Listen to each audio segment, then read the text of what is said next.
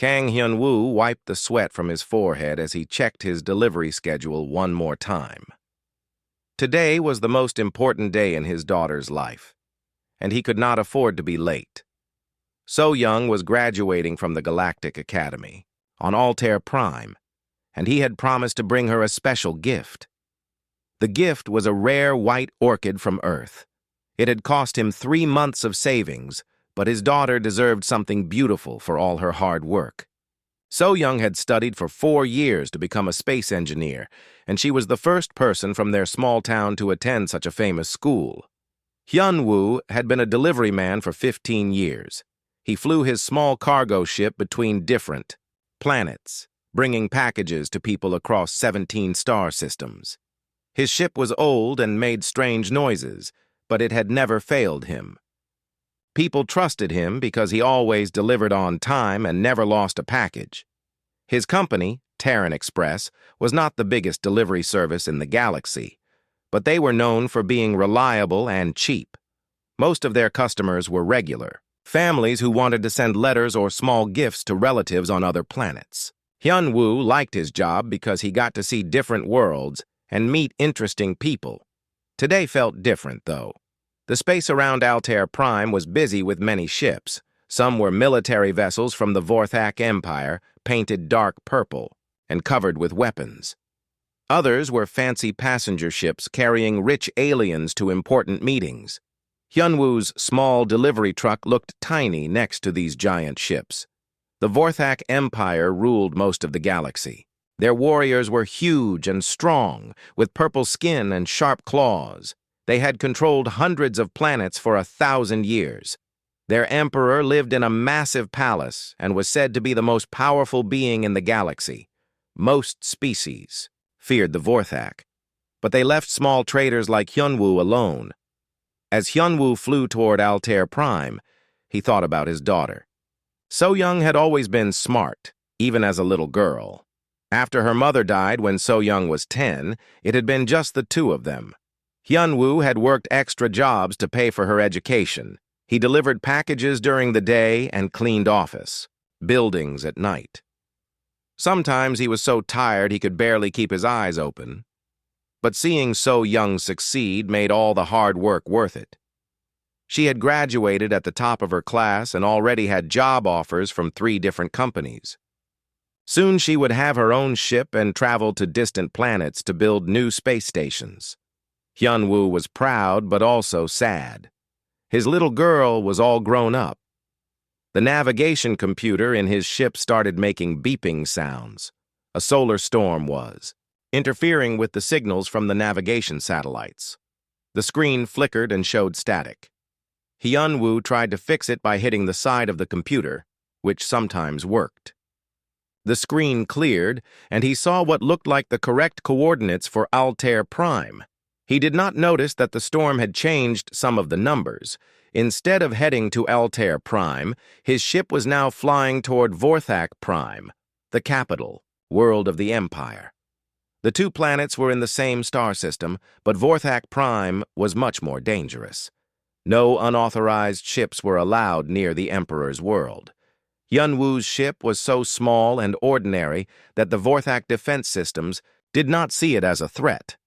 The massive space stations around the planet were designed to stop enemy warships and invasion fleets. They ignored his little delivery truck, thinking it was probably carrying supplies for one of the military bases. As he entered the atmosphere, Hyun-woo looked down at the planet below. The buildings were much bigger than he expected for a school planet. Huge towers reached up toward the sky, and everything was built from dark purple stone. Strange symbols were carved into the sides of the buildings. The architecture looked very old and impressive. His ship landed in what he thought was a parking area for the academy. The ground was covered with smooth black stones arranged in perfect patterns. Tall trees with silver leaves surrounded the landing pad. Everything looked very expensive and well-maintained. Hyun-woo was impressed that the academy had such beautiful gardens. He picked up the orchid carefully. The white flower was delicate and needed to be handled gently. He had spent hours making sure it was potted properly and would survive the journey. The pot was simple brown clay, nothing fancy, but the flower inside was perfect. Stepping out of his ship, Hyunwoo looked around for signs pointing to the student dormitories. The air smelled different here, with hints of spices he did not recognize. Strange birds with colorful feathers flew between the trees, making musical sounds. Everything seemed peaceful and quiet. He walked toward the nearest building, which was enormous. The walls were covered with detailed carvings showing battles between different alien species. Hyunwoo assumed they were historical displays for the students to learn about galactic history. The front doors were made of metal and stood 3 times taller than a normal person. Inside the building, the hallways were wide enough for 10 people to walk side by side. The ceiling was so high that Hyunwoo could barely see it. Tapestries hung on the walls, showing what looked like important ceremonies and celebrations. The floor was polished until it reflected like a mirror. Hyunwoo checked his watch. The graduation ceremony would start in 2 hours, and he still needed to find So-young's dormitory room. According to his paperwork, she was in room 1847 in the Botanical Sciences building. He looked for signs or directories that might help him find the right place. Several large purple-skinned aliens walked past him in the hallways. They wore fancy clothes with gold decorations and seemed to be in a hurry. Hyunwoo nodded politely when they looked at him, and they nodded back. He was glad that the academy had such diverse students and staff from different species. He found what looked like a map on the wall, but it was written in symbols he could not read. The numbers looked familiar, though, so he tried to figure out the layout by following the patterns. Everything seemed to be numbered in sequence, so building 1847 should be somewhere in the direction he was walking. The orchid was getting heavy in his hands, and Hyunwoo was starting to feel nervous about being late. He had never been to such an impressive school before, and he wanted to make a good impression when he met So-young's teachers and classmates. This was her big day, and everything needed to be perfect. Or deep inside the imperial palace of Vorthak Prime, thousands of important aliens were gathering for the most sacred ceremony in their culture. Emperor Thokvar the Ruthless stood in his private chambers, looking out at the crowds filling the Great Throne Chamber. Today was the day of the ritual of succession, something that happened only once every 100 years. The emperor was 9 feet tall with dark purple skin that seemed to shine in the light. His yellow eyes glowed with ancient power, and his claws were decorated with rings made from rare metals. He wore ceremonial armor that had been passed down through 50 generations of rulers. Each piece was covered with symbols telling the story of Vorthak victories across the galaxy. The golden throne sat in the center of the chamber, waiting for him. It was carved from a single piece of meteorite that had fallen from the sky 1,000 years ago. Vorthak priests had blessed it with their most powerful magic, and strange crystals floated around it, humming with energy. The throne was the most important object in their entire civilization. According to their oldest legends, the emperor needed to touch the golden throne while the 3 moons of Vorthak Prime lined up in the sky. This would renew his connection to the gods and give him the right to rule for another 100 years. If the ceremony failed, the empire might fall apart as different groups fought for power. Hundreds of alien dignitaries had traveled across the galaxy to witness this event. There were tall blue creatures from the ice worlds, small furry beings from the forest planets, and metal robots from the machine systems. All of them bowed respectfully when they entered the chamber.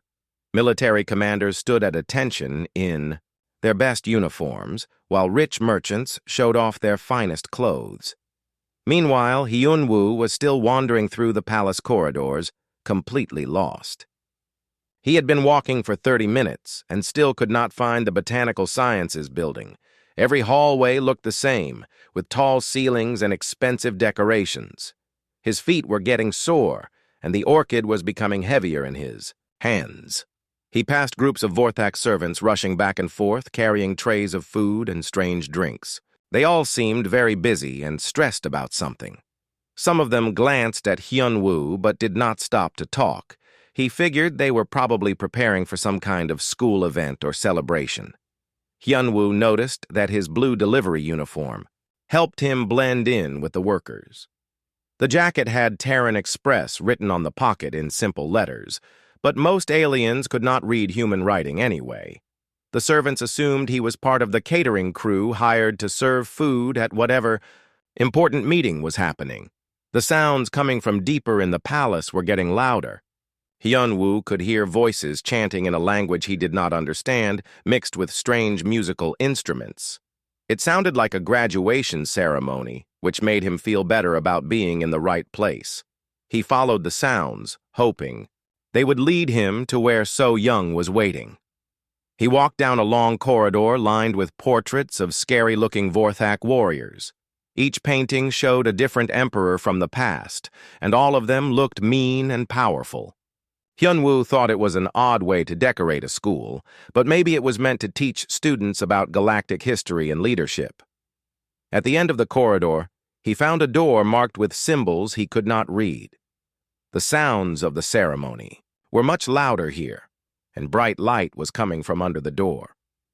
Hyun-woo checked his watch again and realized he was running very late.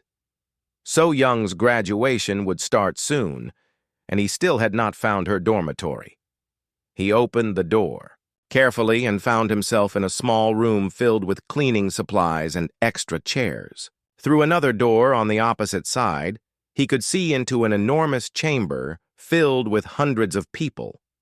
The room was so big that the ceiling disappeared into shadows above.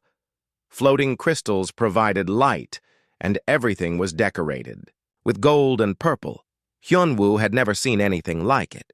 The chamber was bigger than the entire spaceport back on Earth. Aliens of every shape and size sat in neat rows, all facing toward the center where a massive throne sat on a raised platform. The throne seemed to be made of black stone and was surrounded by glowing crystals that made humming sounds. Standing near the throne was the biggest alien Hyun-woo had ever seen. The creature was twice as tall as a human, with purple skin and wearing armor that sparkled with jewels. This must be the school president or maybe an important guest speaker for the graduation ceremony. Hyun-woo was impressed that So-young's school could attract such important visitors. Emperor Thokvar raised his arms and began to speak in the ancient Vorthak language. His voice was deep and powerful, echoing through the chamber like thunder. The crowd responded by chanting together, their voices creating a rhythm that made the crystals glow brighter. This was the most important moment of the ceremony, when the emperor would approach the sacred throne. Hyun-woo squinted at the numbers carved into the steps leading up to the throne platform. In the strange lighting, they looked like they might say 1847, which was exactly what he was looking for. He was not sure why someone would put a dormitory room number on what looked like a stage, but alien schools might do things differently than human ones. The orchid was making his arms tired, and he really needed to find So-young soon. The ceremony seemed to be reaching its most important part, with everyone standing up and chanting louder. Hyun-woo decided he should wait until there was a break in the program before trying to cross the chamber to reach what he thought was the botanical display area. But as he checked his watch one more time, he realized that So-young's actual graduation ceremony on Altair Prime was starting in just 1 hour. If he did not deliver the orchid quickly and get back to his ship, he would miss the most important day of his daughter's life. That thought terrified him more than any alien ceremony or fancy school building. Taking a deep breath, Hyun-woo decided to quickly cross the chamber and place the orchid where it belonged. He pushed through the door and stepped into the throne chamber, still completely unaware that he was walking into the most sacred space in the Vorthak Empire during their holiest ceremony. The moment Hyun-woo stepped into the throne chamber, the entire room fell silent. Every alien in the massive space turned to stare at the small human walking confidently toward their most sacred object. His blue delivery uniform looked completely out of place among the fancy ceremonial robes and military dress uniforms worn by the other attendees. Emperor Thokvar froze in the middle of his ancient speech. His yellow eyes widened in shock as he watched the human approach the golden throne without showing any fear or respect. In 1,000 years of Vorthak history, no outsider had ever dared to enter the throne chamber during the ritual of succession. The very idea was unthinkable. Hyun-woo walked steadily toward what he believed was a decorative planter in the botanical display area. The black meteorite throne looked perfect for holding a delicate flower, and the floating crystals around it would provide good light for the plant to grow. He was pleased that the school had such an elaborate setup for their plant collection. The Vorthak nobles, sitting in the front rows, began to whisper frantically to each other. Some reached for their ceremonial weapons, but the ancient rules of the ritual forbade any violence while the emperor was approaching the throne. They could only watch in horror as the human committed what they saw as the greatest act of blasphemy in their culture. General Vox Tar, the emperor's chief military advisor, felt his hearts beating rapidly in his chest. Vorthak had 2 hearts, and both of his were pounding with rage and disbelief. He wanted to order his guards to stop the human immediately, but doing so during the sacred ceremony would be almost as bad as the violation itself. Hyun-woo reached the base of the throne platform and looked up at the steps. The numbers carved into the stone definitely looked like 1847 to him, though the alien writing style was strange. He climbed the steps carefully, holding the orchid steady so it would not be damaged. The white flower trembled slightly in the breeze created by the floating crystals. Emperor Thokvar found himself unable to move or speak. According to the oldest Vorthak prophecies, the ritual of succession could only be interrupted by someone chosen by the gods themselves. But this was clearly just a confused human, not a divine messenger. The emperor's mind raced as he tried to understand what was happening. The crowd of alien dignitaries watched in stunned silence as Hyun-woo reached the top of the platform. The golden throne towered above him, covered with intricate carvings that told the story of the Vorthak Empire's greatest victories. The meteorite stone seemed to absorb light, making it look darker and more mysterious than any normal rock. Hyun-woo examined the throne carefully, looking for the best place to put the orchid. The seat was wide and flat, with a small depression in the center that would be perfect for holding a flower pot. The surrounding crystals hummed softly, creating a peaceful atmosphere that reminded him of the meditation gardens back on Earth. He gently placed the white orchid in the center of the golden throne's seat. The simple brown clay pot looked humble against the ancient meteorite, but the delicate white petals of the flower created a beautiful contrast. Hyun-woo smiled, satisfied that he had found the perfect spot for So-young's graduation gift. The moment the orchid touched the sacred throne, something extraordinary happened. The floating crystals around the platform began to change color, shifting from their usual blue glow to a brilliant golden light. The humming sound they made grew louder and more complex, creating harmonies that no Vorthak had heard for centuries. Every alien in the chamber recognized the sound from their oldest religious stories. According to legend, the crystals would sing like this when the gods wanted to send an important message to the Vorthak people.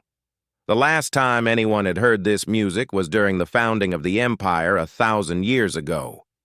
Hyun-woo pulled out his phone to take a picture of the orchid for So-young. He wanted to show her how beautiful her gift looked in its new home.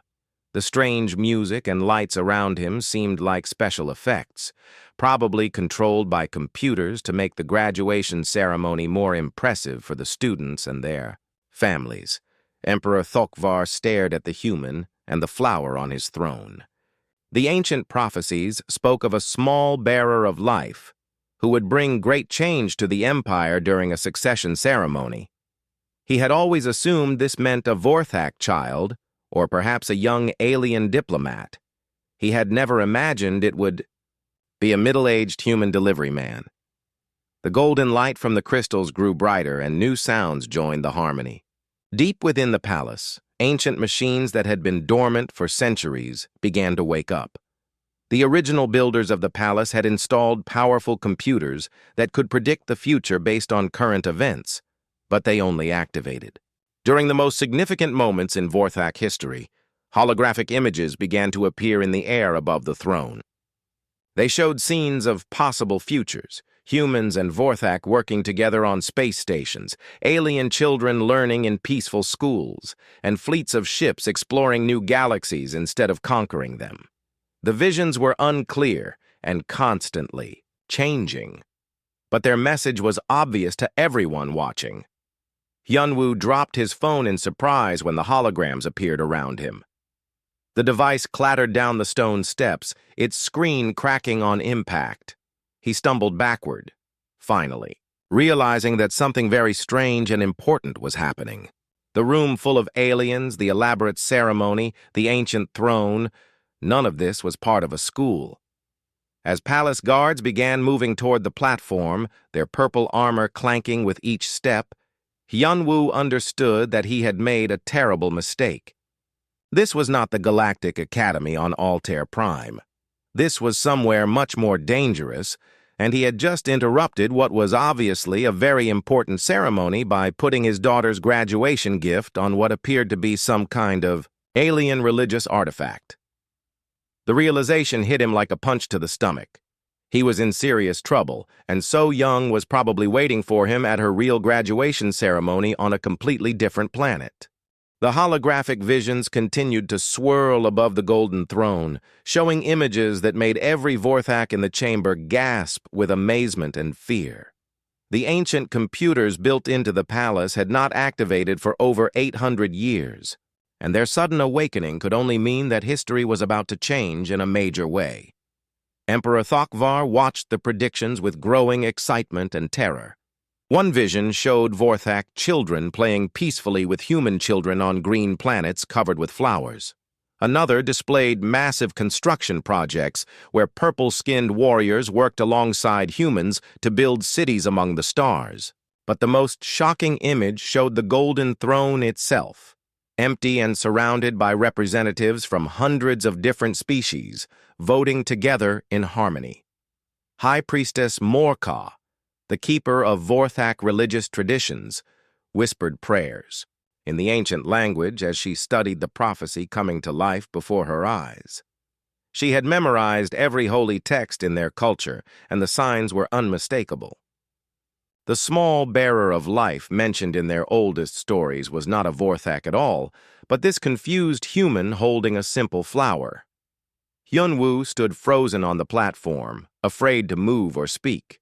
The guards surrounding him carried weapons. That looked like they could vaporize him instantly, but they seemed just as confused as everyone else.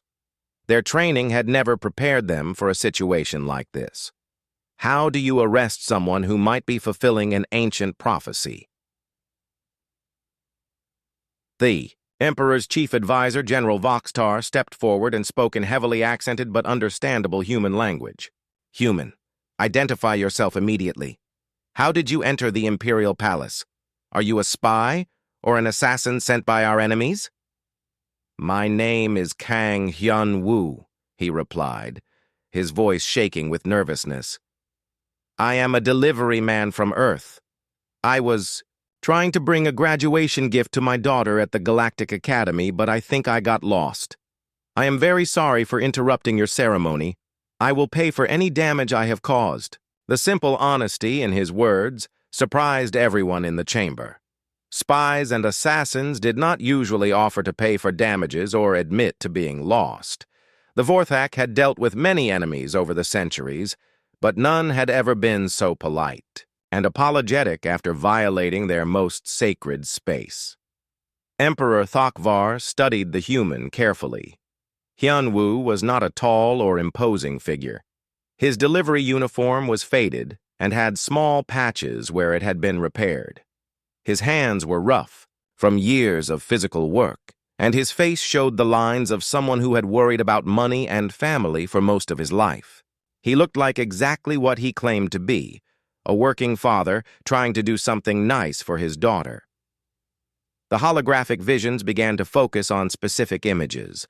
One showed the Vorthak Empire's enemies, the mechanical beings from the far edge of the galaxy, being defeated not through warfare but through an alliance of many different species working together. Another displayed Vorthak worlds transformed from military bases into centers of learning and culture where alien students came to study. High Priestess Morka approached the throne platform, her ceremonial robes rustling as she walked. She had lived for over 200 years and was considered the wisest being in the Empire. Her voice carried the weight of centuries when she spoke to the Emperor. "Your Majesty, the prophecy is clear. This human has caused the crystals to sing, and the ancient computers to awaken during the ritual of succession. The gods have chosen him to deliver a message to our people. We must listen to what he has to say." The crowd began to murmur excitedly, among themselves. Some aliens believed the prophecy was being fulfilled exactly as predicted. Others thought it was all a coincidence or perhaps a trick by the Empire's enemies. The debate grew louder as different groups argued about what should be done with the human. Hyunwoo looked around at all the arguing aliens and felt completely overwhelmed. He still did not understand where he was or what he had done wrong. All he wanted was to get back to his ship and fly to Altair Prime in time for So-Young's graduation. But the growing crowd and the bright lights from the crystals made it clear that leaving would not be easy. Ambassador Kel Knox from the Blue Ice Worlds stood up and addressed the Emperor. "Your Majesty, perhaps we should hear the human's full story before making any decisions. If the gods have truly chosen him as a messenger, then his words might contain wisdom we need to understand."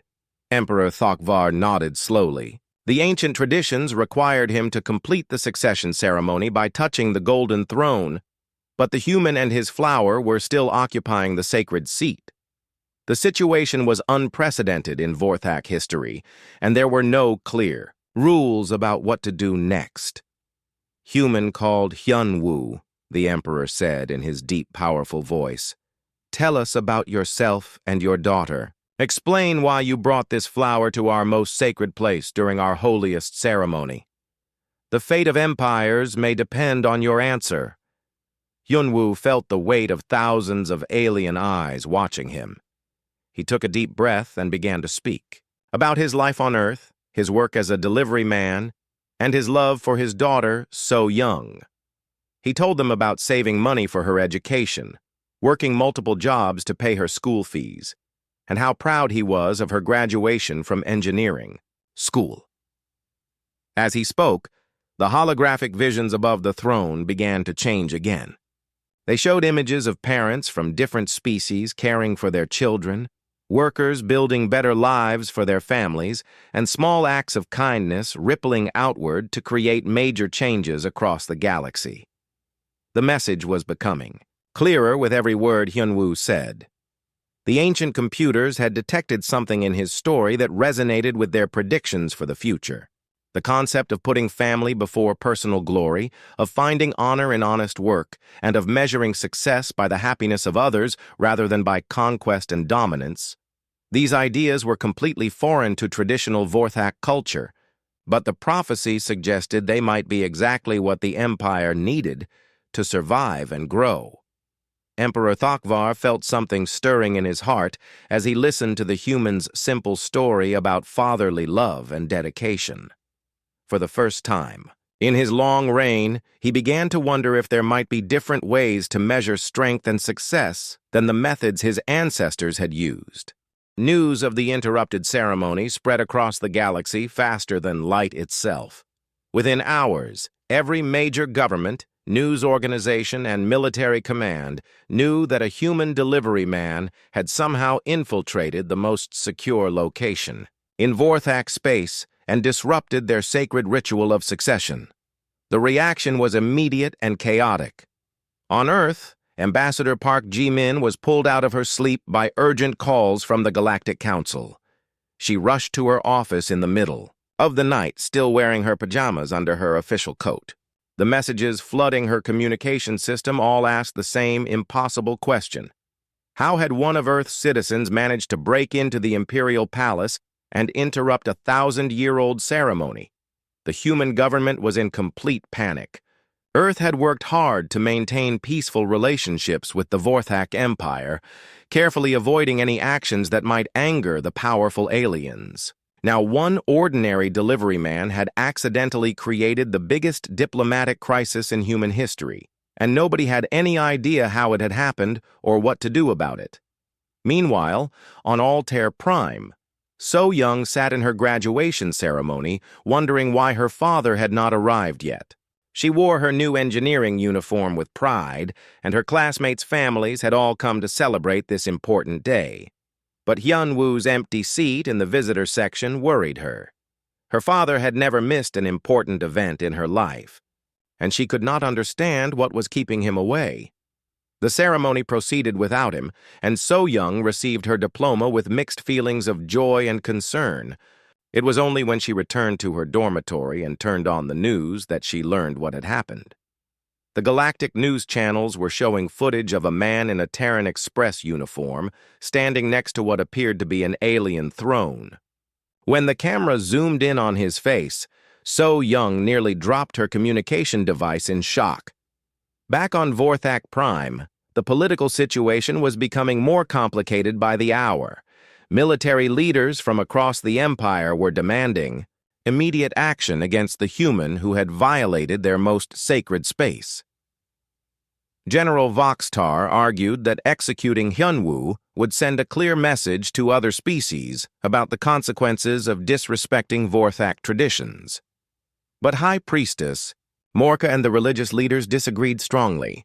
They pointed to the prophecy and the activation of the ancient computers as proof that the gods had chosen this moment to send an important message to their people.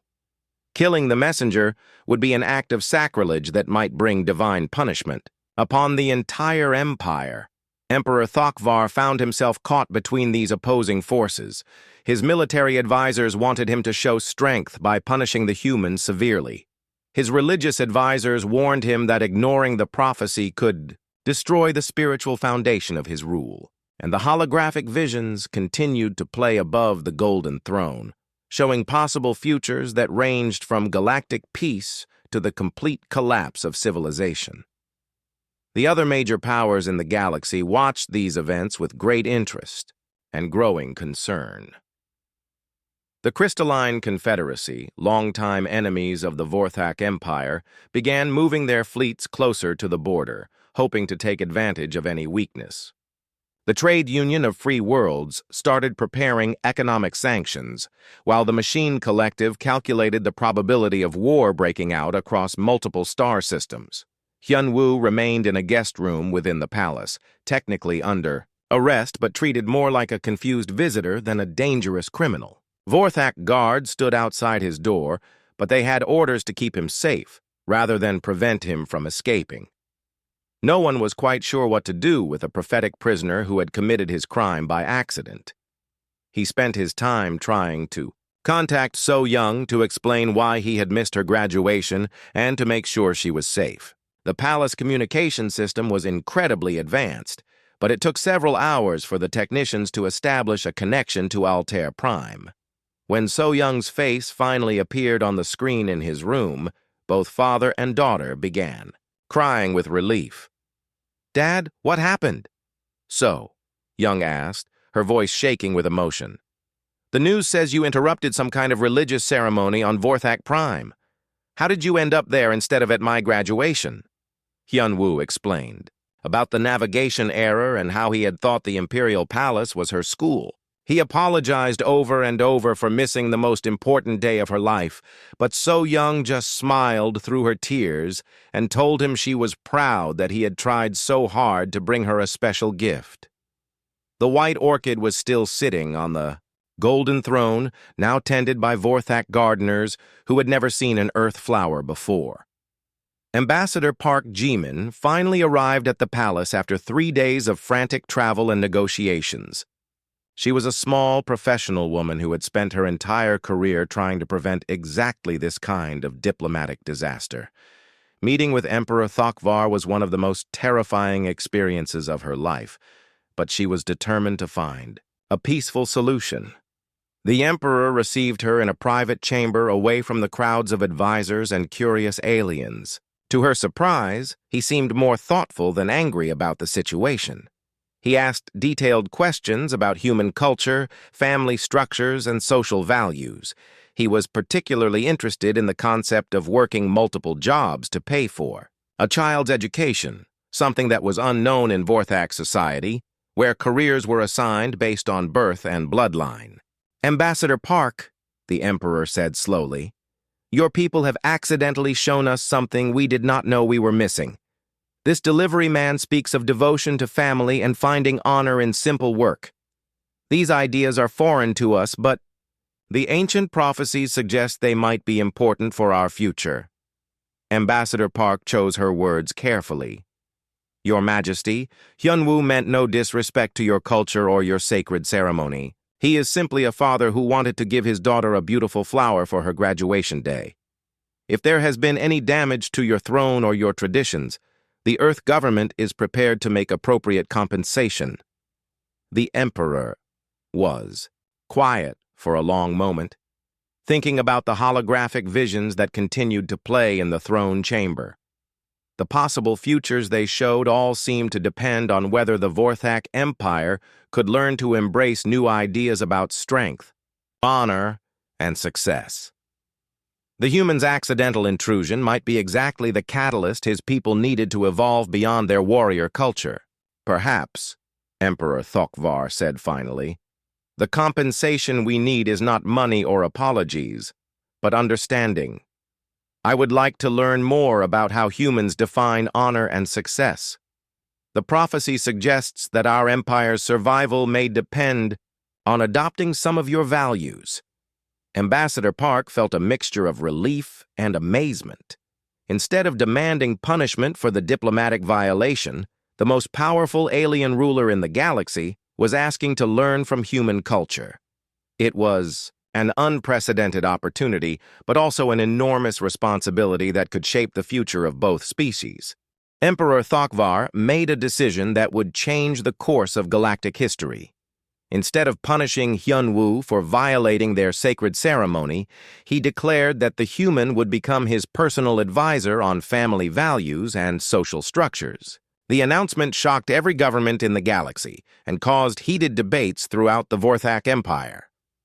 For the next month, the emperor spent hours each day talking with Hyunwoo about human society and family life. They discussed everything, from how humans raised their children to why parents worked multiple jobs to pay for education.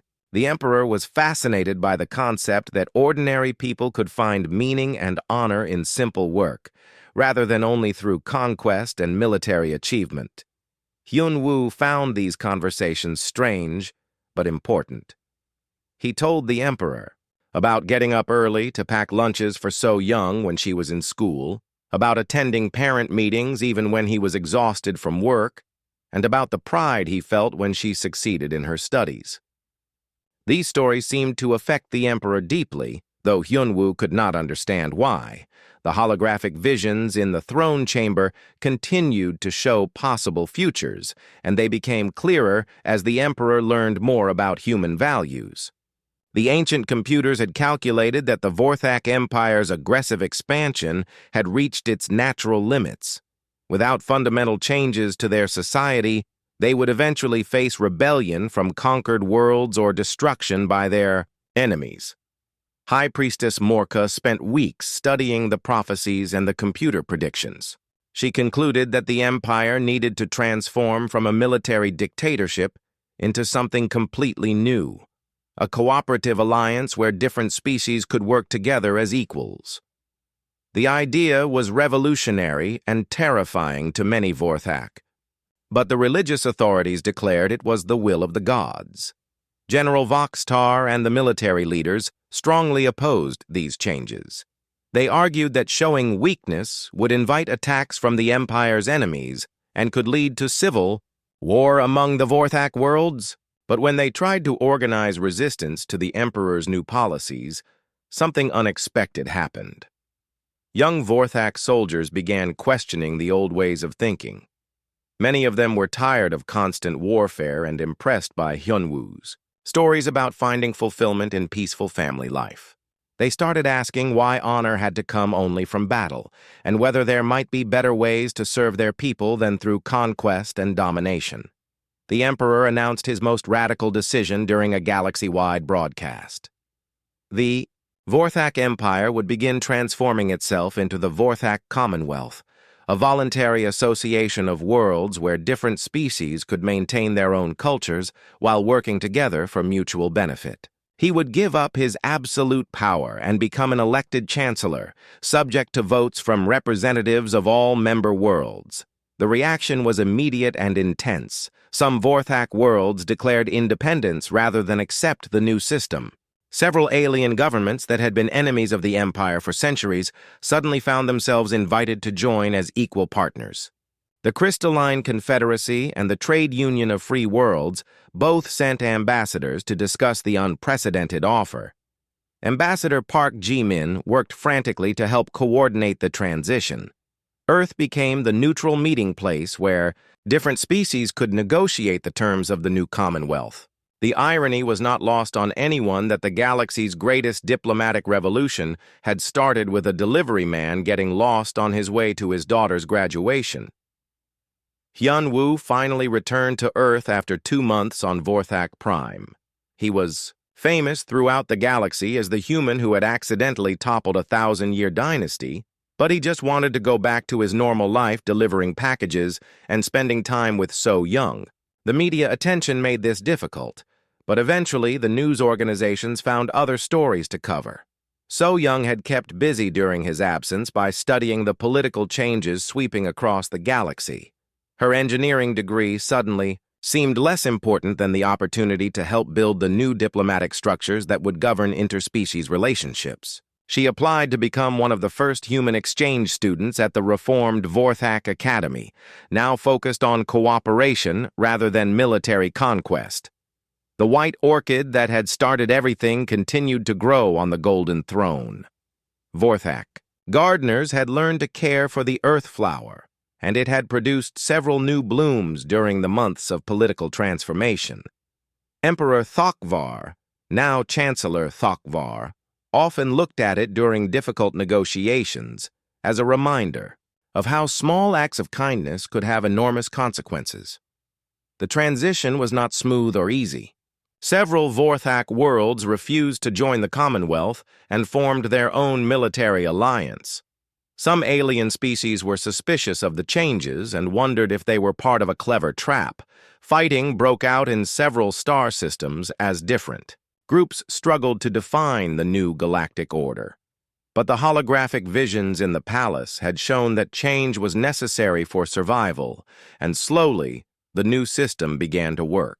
Trade increased between former enemies, scientific cooperation led to breakthrough discoveries, and young people from different species started studying together at integrated schools throughout the galaxy. Hyunwoo continued working as a delivery man, though now he was the most famous courier in galactic history. His company, Terran Express, received so much business that they had to hire dozens of new pilots to handle all the orders. People wanted their packages delivered by the same service that had accidentally changed the course of civilization. He still lived in the same small apartment and drove the same old cargo ship, but now he received invitations to speak at universities and diplomatic conferences. He usually declined these offers, preferring to spend his free time with So Young and helping other working parents in his neighborhood.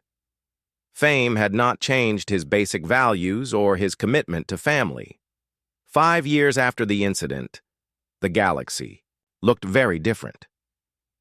The Vorthak Commonwealth had grown to include over 300 worlds, representing dozens of species that had never cooperated before. Wars between major powers had become rare, replaced by economic competition and cultural exchanges. So Young graduated from the Vorthak Academy with degrees in both engineering and diplomatic relations. She had written her thesis on small actions and large changes, how individual choices shape galactic history.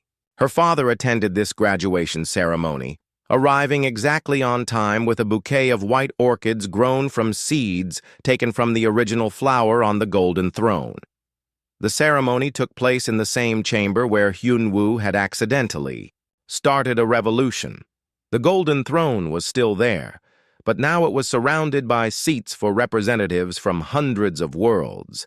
The ancient crystals still floated around it, humming softly with the energy of cooperation rather than conquest, as Vei. Hyunwoo watched his daughter receive her diploma. He reflected on how strange life could be. He had made the worst delivery mistake of his career, but it had led to the best possible outcome for the galaxy. Sometimes getting lost was the only way to find where you really needed to be. The white orchid on the throne had grown into a beautiful plant with many flowers, just like the piece that had grown from one father's simple act of love for his daughter. Both would continue to bloom for generations to come.